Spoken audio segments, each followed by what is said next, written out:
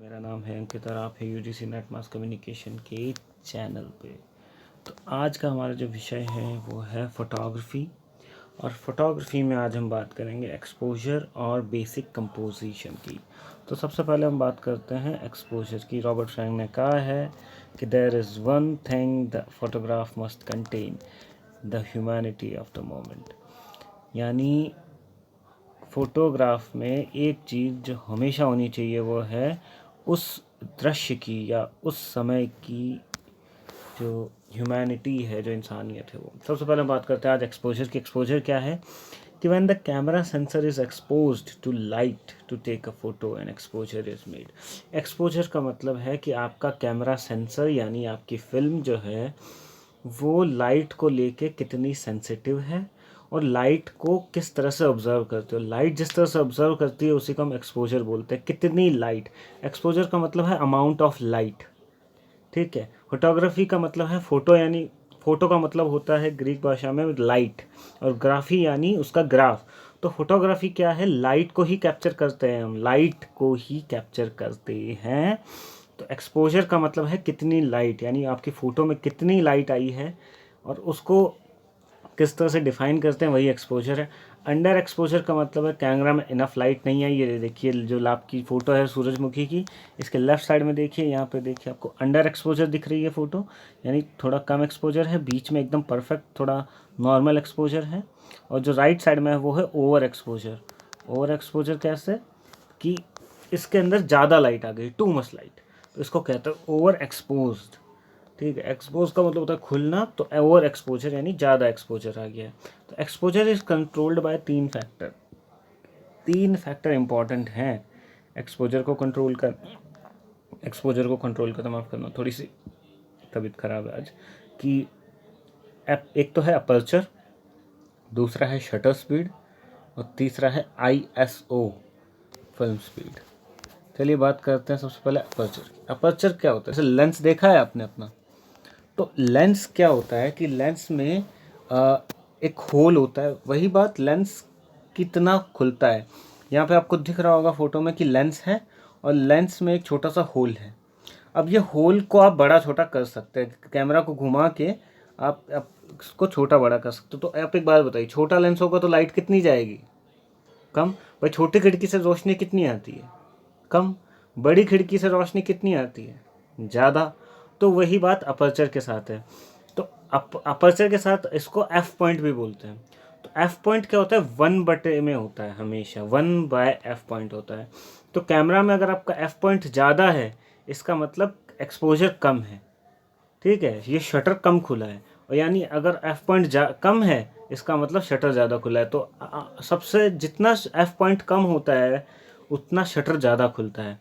समझ गए, क्योंकि ये 1/, में होता है, यानी इन जो लाइट है एफ पॉइंट के, वो उसके एक्सपोजर जो है वो एफ पॉइंट के उसमें होता है, क्या इन्वर्स रिलेशनशिप में होता है। ठीक है।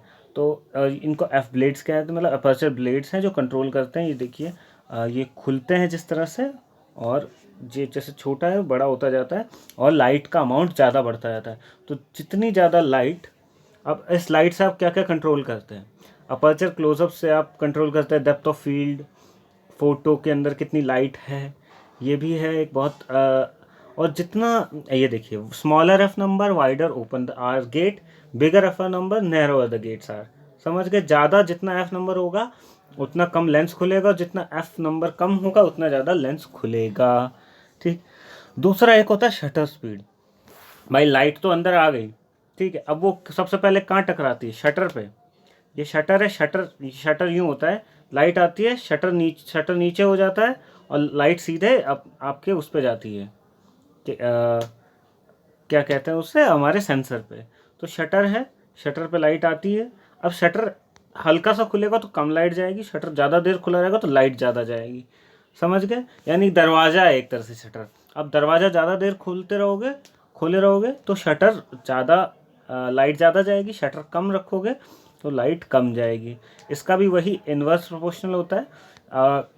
तो आगे बात करते हैं शटर स्पीड जो है। जैसे देखिए ये बाईसाइकिल दिख रही है आपको जिसमें ये बंदा है। अब शटर स्पीड ज़्यादा है तो लाइट ज़्यादा ही, लंबे टाइम तक शटर खुला, तो लंबे टाइम तक उसने लाइट कैप्चर की। तो ये जो इमेज है ये धुंधली है, यानी इसने 1 मिली सेकेंड के की भी बहुत कम मतलब ज़्यादा हिस्से से इसने मूव किया है। तो मूवमेंट आई, पहले सेकंड में जहाँ था दूसरे टाइम में जहाँ था, तो मूवमेंट आती है। तो मूवमेंट कैप्चर करने के लिए मतलब हमने जब ये दिखाना होता है कि मूवमेंट दिखानी है, तो हम शटर स्पीड कम रखते हैं, यानी मोशन ब्लर जिसको कहते हैं, कैमरा शेक, ठीक है, ये भी किस में होता है, शटर स्पीड में। जैसे साइड में आपको कोका कोला का ये फ्लैश दिख रहा है, अब ये एक एक पानी की बूंद निखर के आई है, कैसे, इसको कहता है फ्रीज फ्रेम, जब शटर स्पीड बहुत तेज़ होती है। अब जब शटर स्पीड तेज़ होती है तो लाइट कम आती है, ये भी तो है शटर स्पीड, तो उसको कैसे बढ़ाना है, वही अपर्चर कम ज़्यादा करके इन दोनों का आपको मैनेज करना है। तीसरी एक और बहुत प्यारी चीज़ है जिसका कहते हैं ISO। ISO का मतलब ये होता है कि पैसे पुराने टाइम में जब हम फिल्म यूज़ करते थे, रील यूज़ करते थे, तो क्या था, each roll of film is related by an ISO।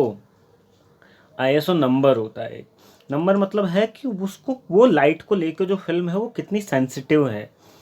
तो ज़्यादा ISO नंबर होगा तो ज़्यादा सेंसिटिव होगी, कम ISO होगा कम सेंसिटिव। जैसे 400 ISO है तो लाइट को लेके सेंसिटिव कम होती थी फिल्म, 1600 है तो ज़्यादा फिल्म सेंसिटिव होती थी। अब वो ठीक है, अब ISO के साथ क्या दिक्कत है, अब तो हम फिल्म कैमरा तो यूज़ नहीं करते, हम कैमरा यूज़ करते कौन सा, इलेक्ट्रॉनिक। तो ISO के साथ अब क्या है, ISO का मतलब आप ये समझ सकते हैं कि आर्टिफिशियल ब्राइटनेस हो गई, एक तरह से आर्टिफिशियल ब्राइटनेस है एक तरह से, ठीक है। तो लेकिन अब यह है कि ज़्यादा आर्टिफिशियल ब्राइटनेस से भी नॉइस ज़्यादा आता है। जैसे देखिए ये है, लेफ़्ट वाली फ़ोटो है उसमें कम ISO है, तो और ये राइट वाली फिल्म फ़ोटो है इसमें ज़्यादा ISO, तो ज़्यादा ISO है तो ब्लर भी आ रहा है, यानी नॉइस आ रहा है, ब्लर नहीं है ये नॉइस है, यानी इलेक्ट्रॉनिक नॉइस इसे कहता है। तो सबसे इम्पॉर्टेंट बात अब यहाँ पे क्या है कि आप अगर ज़्यादा लाइट है आपके पास, तो वैसे ही आउटडोर में तो हम बिल्कुल यूज़ नहीं करते हैं, ISO 100 पर रखते हैं। लेकिन अगर मान लीजिए कि आप इंडोर शूटिंग कर रहे हैं जहाँ पे लाइट कम है, तब आपको आर्टिफिशियल लाइट की ज़रूरत पड़ती है। और आर्टिफिशियल लाइट कौन प्रोवाइड करता है, ISO, बिल्कुल। तो अपर्चर आपने पूरा खोल रखा है, लेकिन तब भी अगर आपको इनफ लाइट नहीं मिल रही है तो आप ISO का इस्तेमाल करते हैं, ठीक है। बैलेंस, तीनों चीज़ें लाइट के इस्तेमाल से जुड़ी है। जैसे देखिए आप जैसे ये देखिए, सब ये देखिए, अब अपर्चर ज़्यादा करेंगे तो लाइट ज़्यादा आएगी, अब लाइट ज़्यादा आएगी तो आप क्या करें, बैलेंस्ड आपको फ़ोटो चाहिए तो आप अपर्चर कम कर दो। लेकिन कई बार ऐसा है कि अपर्चर भी हमको ज़्यादा रखना है क्योंकि जो है फ़ोटो इंडोर है, फिर हम शटर स्पीड भी थोड़ी सी ज़्यादा रखेंगे। तो इन तीनों का बैलेंस को क्या बोलते हैं, एक्सपोजर ट्रायंगल।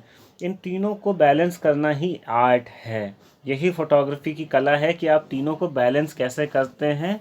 एक्सपोजर को अगर आपको लेना आ गया तो आप अच्छे फोटोग्राफर बन सकते हैं। शटर स्पीड में क्या है, शटर स्पीड देखिए, जैसे अब देखिए, लेकिन क्या है, कई बार क्या होता है, ज़रूरी नहीं है कि सही एक्सपोजर सही। अब आपका आर्टिफिशियल एक्सपोजर ही है, मतलब आर्टिफिशियल क्या, आपका अपना जो है एक आर्टिस्टिक इफेक्ट है, अपनी खुद की एस्थेटिक्स हैं जो आपको अच्छी फ़ोटो लेंगे। फोटोग्राफी में कोई स्पेसिफिक रूल्स नहीं है, ये एक आर्ट है। तो आपको अपने हिसाब से टेक्निकल चीज़ों का इस्तेमाल करना है और बहुत प्यारी फ़ोटो बनानी है, ठीक है। तो समझ लीजिए कि just right not always right, यानी जो सही है फोटोग्राफी में ज़रूरी नहीं कि हमेशा सही हो। अगला हमारा जो टॉपिक है वो है कंपोजिशन। ये बहुत इंपॉर्टेंट है, आपको लाइट का इस्तेमाल करना आ गया, एक्सपोज करना आ गया, यानी आपको ये नहीं पता है कि फ़ोटो में लेना क्या क्या है, यानी एलिमेंट्स क्या होने चाहिए फ़ोटो की। बेसिक आप ये समझ लीजिए कि जो ये जो तुम आपका एक्सपोजर है वो टेक्निकल एलिमेंट है, कितनी लाइट जाएगी। लेकिन कंपोजिशन जो है वो बहुत बड़ा एस्थेटिक्स का फील्ड है कि आप फोटो में लेना क्या है, किसकी फ़ोटो लेनी है, क्यों लेनी है, क्या उसका मतलब बनता है, उसका इफ़ेक्ट क्या आ रहा है, लोग उसको देख के क्या समझेंगे। तो फ़ोटो कम्युनिकेट करती है। तो और फ़ोटो क्यों कम्युनिकेट करती है, क्योंकि आप उसमें वो कंपोजिशन बिठाते हैं, आप उसमें एलिमेंट्स डालते हैं, आप उसमें इमेजेस इस तरह के बैकग्राउंड्स लेते हैं, आप उसमें क्या क्या लेते हैं, वही सब कंपोजिशन है। तो सबसे पहला है रूल ऑफ थर्ड। ये सब साइकोलॉजी पे बेस्ड सारे हैं कंपोजिशन। रूल ऑफ थर्ड क्या कहता है, आपको स्क्रीन पे 4 डॉट दिख रहे हैं, ठीक है। तो मान लीजिए आपको स्क्रीन पे 4 डॉट दिख रहे होंगे। ये जो आपका डॉट है ये और ये, ठीक है। इसे हम कह देते हैं ए, इसे कह देते हैं बी, इसे कह देते हैं सी और इसे कह देते हैं डी, ठीक है। अब आप मुझे एक बात बताइए, जो ए बी सी डी है, यहाँ पे अगर फोटो होगी इन चारों इस स्क्वायर के आसपास, ठीक है, एकदम सेंटर में नहीं लेना है फोटो, एकदम साइड में नहीं। इसको कहता है, ये जो हिस्सा इसको कहता है हेड स्पेस, ठीक है। ये होता है नेगेटिव, ये होता है नेगेटिव, ठीक है। यहाँ पे आपका जो वो है फ्रेम में आपका मेन सब्जेक्ट नहीं है। आपका सब्जेक्ट क्या है, ये हट, ठीक है। तो आपका जो फोटो है, जो वो आपका जो सब्जेक्ट है वो यहाँ होना चाहिए या यहाँ होना चाहिए। ए बी सी डी किसी भी स्पेस में होना चाहिए वो। उसका बहुत बड़ा रीज़न ये है कि रूल ऑफ थर्ड क्या कहता है कि इन जो इंटरसेक्ट्स पे जब आप फोटो रखेंगे, अपना सब्जेक्ट को रखेंगे, तो हमारा ध्यान ज़्यादा जाता है उस जगह। इसे कहते हैं रूल ऑफ थर्ड, ठीक है। जैसे ये फ़ोटो देखिए, इसके अंदर हमें तितली की फ़ोटो लेनी थी, तो हमने एक तो यहाँ पे रखा, एक तो यहाँ पे रखा हमने अपना, और एक यहाँ पे रखा। तो ये जो बन रहा है हमारा ये इफ़ेक्ट, ठीक है, इसे हम क्या कहेंगे, रूल ऑफ थर्ड कहेंगे। क्यों? क्योंकि यही जो है वही हमारा इफ़ेक्ट बता रहा है। नेक्स्ट हम आगे बढ़ते हैं, लीडिंग लाइंस। लीडिंग लाइंस क्या होती हैं कि when we look at a photo our eyes are naturally drawn along lines. हम लाइंस बनाते हैं। ये साइकोलॉजिकल है, आप इसको कंट्रोल नहीं कर सकते, ये सब कॉन्शियस होता है। तो कोई भी इंसान हो वो उसमें पैटर्न्स और लाइंस ढूंढता है। जैसे कि ये देखिए, अगर आपको लाइंस दिख रही हैं इस फोटो में, आपको लाइंस दिख रही हैं, कहाँ दिख रही है, ये लाइन है, ये लाइन है, ये लाइन है, ये लाइन है, ये एक लाइन बन रही है, ठीक है। आप लीडिंग लाइंस का मतलब है लाइंस जो आगे बढ़ रही हो और एक पॉइंट पे मिलती हो, ठीक है। लीडिंग लाइंस हमें क्या बताती हैं, ह्यूमन माइंड के बारे में बताती है कि ह्यूमन माइंड किस तरह से काम करता है। और अगर आप लीडिंग लाइंस फोटो में लेंगे, ठीक है, तो बहुत ज़्यादा आपकी फ़ोटो इफेक्टिव लगेगी। जैसे ये देखिए, ये फ़ोटो बहुत खूबसूरत लग रही है। क्यों? क्योंकि इसके अंदर लाइंस हैं। देखें कैसे लाइंस क्या है इसमें, एक तो ये लाइन है, ये लाइन है, एक जगह पे इंटरसेक्ट करती हुई दिख रही है, यहाँ लाइंस आगे जा रही है। तो ये देखिए, ये आपको दिख रही है कि बहुत सारी लाइंस हैं जो एक दूसरे को मैच कर रही हैं किसी जगह पे, ठीक है। आगे बढ़ते हैं सिमेट्री पे। तो सिमेट्री होना बहुत ज़रूरी है फ़ोटो में। सिमेट्री और पैटर्न्स होने चाहिए, क्योंकि सिमेट्री और पैटर्न्स जो है एक बहुत अच्छा तरीका है बताने का, लोगों को अट्रैक्ट करने का अपनी फ़ोटो की तरफ, ठीक है। जैसे ये देखिए, ये एक सिमेट्रिकल फ़ोटो है, ये एक सिमेट्रिकल फ़ोटो है जिसमें आपको हर चीज़ लगभग बराबर शेप में लग रही है, ये ज़्यादा अट्रैक्टिव है। या फिर ये देखिए, पैटर्न देखिए, यहाँ पर 2 ज़ीब्रा हैं जो घास चर रहा है, लेकिन इनका जो पैटर्न आया है वो बहुत खूबसूरत है। तो ये पैटर्न हम ढूंढते हैं हर जगह। तीसरी चीज़ जो है वो है सबसे इम्पॉर्टेंट, वो है फ्रेमिंग। फ्रेम का मतलब क्या है, आप ऑब्जेक्ट जो है, आप बहुत सारी चीज़ें लेते हैं, अपनी एलिमेंट्स लेते हैं, लेकिन आपको क्या क्या लेना है अपनी फ्रेम में, क्या क्या बनाना है। यानी आपका जो 4x4 का या जो बॉक्स है, जैसे डायरेक्टर ने देखा है आप लोगों कभी यूं करके जब वो देखता है, तो वो इस तरह से बॉक्स बनाता है, वो फ्रेम करता है कि फ्रेम में क्या क्या आएगा, ठीक है। फ्रेमिंग बहुत ज़रूरी है। जैसे ये फ़ोटो देखिए, इसमें पेड़ है और साथ ही साथ में इसमें बोट है या पहाड़ है। ये बहुत सुंदर फ़ोटो है। क्यों? क्योंकि इसने फ्रेम बहुत अच्छे से किया है, इसने वही चीज़ ली है जो इसको लेनी थी और इसने अपना मैसेज क्लियर किया है। जैसे ये फ़ोटो है, बहुत प्यारी फ़ोटो है। आपको क्यों लग रही है प्यारी? क्योंकि इसके अंदर साइकिल वाला है, पीछे सूरज है और ये पैटर्न्स हैं इसमें, इसमें फ्रेम है, इसमें लाइंस हैं, इसीलिए बहुत ही अच्छी फ़ोटो है। तो आज के लिए बस इतना ही। आज का लेक्चर यहीं तक था। आज हमने जाना एक्सपोजर क्या होता है और कंपोजिशन के बेसिक्स हमने समझे। सबसे पहला एक्सपोजर, शटर स्पीड और आईएसओ, इन तीनों के कंपोजिशन से हम कितनी लाइट है उसको कंट्रोल कर सकते हैं। फिर हम कंपोजिशन में आते हैं तो सबसे पहले हम देखते हैं कि फ़ोटो में क्या क्या आ रहा है, यानी फ्रेमिंग। उसके बाद हम बहुत सारी और भी चीज़ें देखते हैं, जैसे लीडिंग लाइंस हैं, आपके पैटर्न्स हैं और सिमेट्री है। बहुत सारी इंपॉर्टेंट चीज़ है। इन सबको मिला के अपना इस्तेमाल करके, दिमाग लगा के, अपनी क्रिएटिविटी से आप बहुत अच्छी फ़ोटोज़ ले सकते हैं।